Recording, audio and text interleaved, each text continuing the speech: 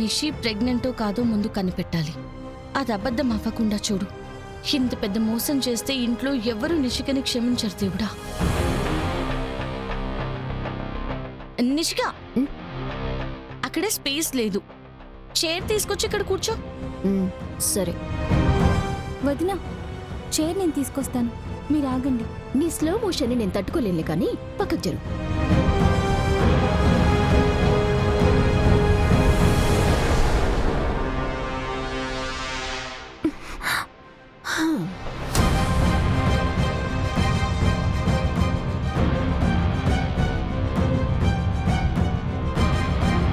ఇదేంటి Dhatri, doctor complete గా bed rest, చిన్న బరువు కూడా మోయకూడదంటే నిషిక చైర్ని అంత ఈజీగా తీసుకెళ్లిపోయింది. అదే నాకు కూడా అర్థం కావట్లేదు కేదార్.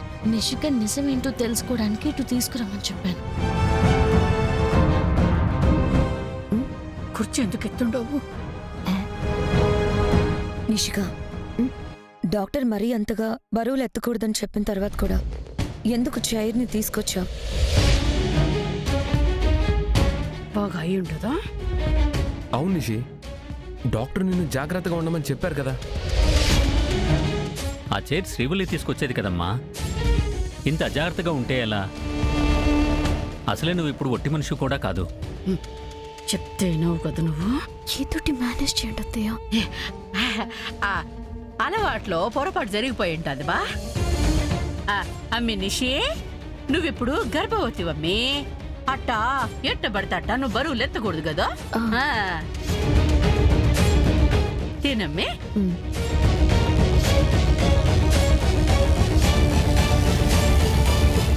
ఇవాళ ఎలాగైనా నిషికన్ ప్రెగ్నెంట్ అంది నిజమో అబద్ధమో కనిపెడతా. నిషిక, నువ్వు మహా ముదిరే. ఈ రోజు నువ్వు బయటపడతావు, చూస్తూ ఉండు. నిషిక, డాక్టర్ నిన్ను స్కానింగ్కి రమ్మని చెప్పారు కదా, వెళ్ళావా?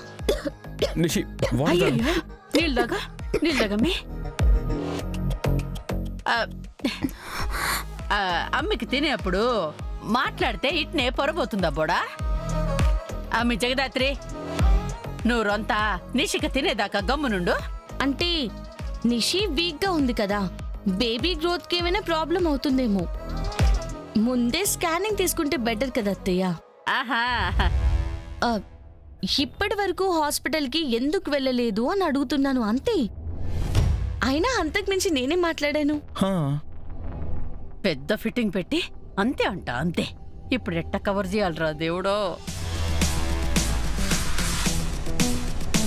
అవును నిషి, ఇప్పటి వరకు ఇంకా ఎందుకు స్కానింగ్ తీయించలేదు? అంటే వదిన, అది